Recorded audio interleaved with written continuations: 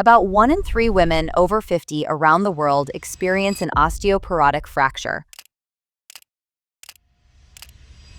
often from a small fall that shouldn't have broken anything. And the scary part, osteoporosis is a silent thief. Most of them never saw it coming, and many are never properly checked for osteoporosis, even after that first break. It doesn't hurt until it steals enough of your bone that a tiny fall can shatter it. Welcome to Fit, Eat, Fuel Explained. In this video, I'll explain why osteoporosis is more common in women and why after menopause, bone loss speeds up much faster than in men. In the next few minutes, you'll learn the hidden warning signs and a simple 9-minute plan to protect your bones. So let's slow this down and understand what's actually happening inside your bones.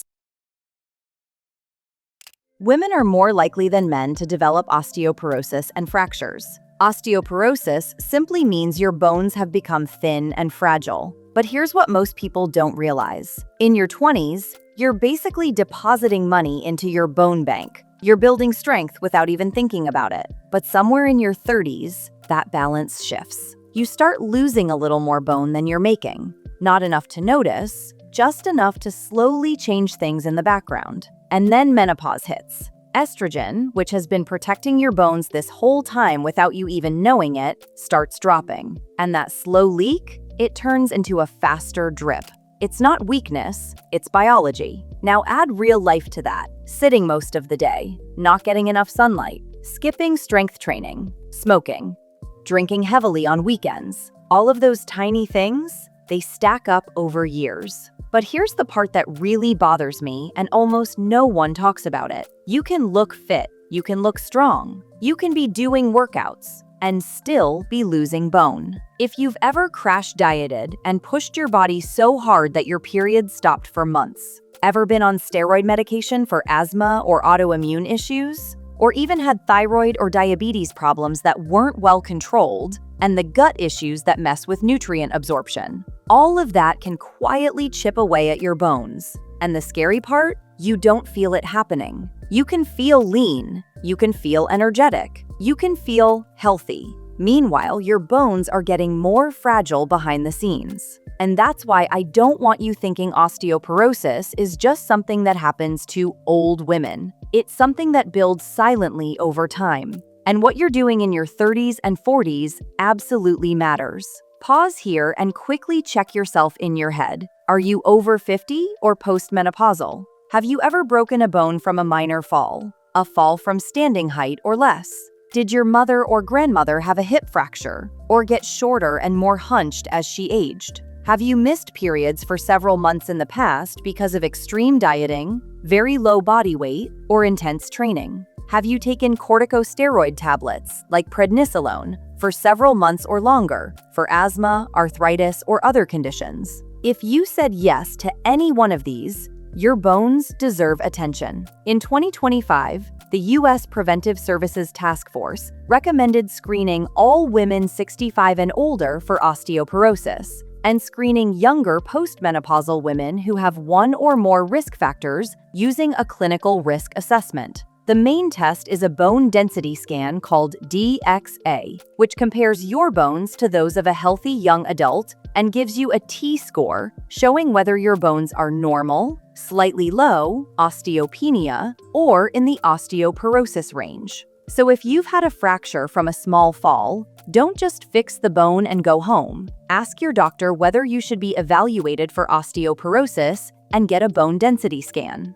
Now the good news, there is a lot you can control. Your bones are not helpless. They respond. They respond to pressure, they respond to impact, they respond when you give them a reason to stay strong. Think of it like this. If your body thinks you don't need strong bones, it stops investing in them. But the moment you start putting the right kind of stress on them, it realizes these bones are still needed. That's where exercise comes in. Not random workouts, not just sweating, the right kind of movement. When your feet are on the ground and supporting your body weight, walking, dancing in your living room, climbing stairs, even low-impact aerobics, your hips and legs get the message to maintain strength. That alone already helps. Now when you add resistance training, that's when the signal gets louder. Squats, step-ups, wall push-ups, resistance bands. You don't need to be lifting heavy in a gym to make this work. You just need to challenge your muscles enough that your bones feel it too. And here's something most women underestimate: balance. Because the truth is, most fractures don't happen from dramatic accidents. They happen from tiny slips, a missed step, a wet floor. If your balance improves, your fall risk drops. And if your fall risk drops, your fracture risk drops. So, single leg stands while holding a chair, heel to toe walking, gentle upper back posture drills. They look simple, but they are powerful. If this all feels overwhelming, I want you to remember something very simple: the 9-minute plan. 3 minutes of brisk walking or marching in place, 3 minutes of simple strength like chair squats and wall push-ups, 3 minutes of balance work. That's it. Do that most days of the week, and you are already protecting your future self. We talk about calcium like it's the whole story. It's not. There are 2 even more essential things that your bones depend on. So, if you're not paying attention to what you're eating, your bones are already paying for it. Bone is living tissue.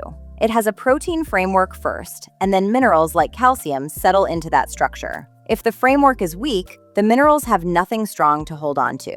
So this isn't just about drinking milk and hoping for the best. It's about supporting the entire system. Most adult women need roughly 1,000 to 1,200 milligrams of calcium every day.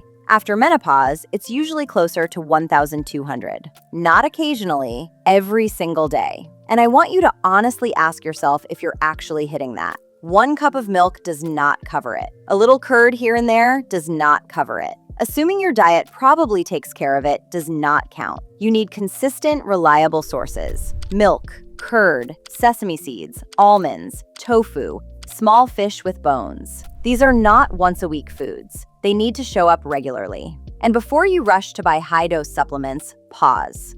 More is not always better. For some women, excessive supplemental calcium can carry risks. The smarter approach is to build a solid base with food and then speak to your doctor about whether you actually need additional supplements or not. Now let me talk about something that worries me even more than calcium: vitamin D. Without enough vitamin D, your body cannot properly absorb the calcium you're eating. That means you could be doing everything right on paper and still not strengthening your bones. General recommendations often fall between 600 and 800 IU per day for many adults, but those are broad guidelines. Your real need depends on your blood levels, your age, your skin tone, and where you live.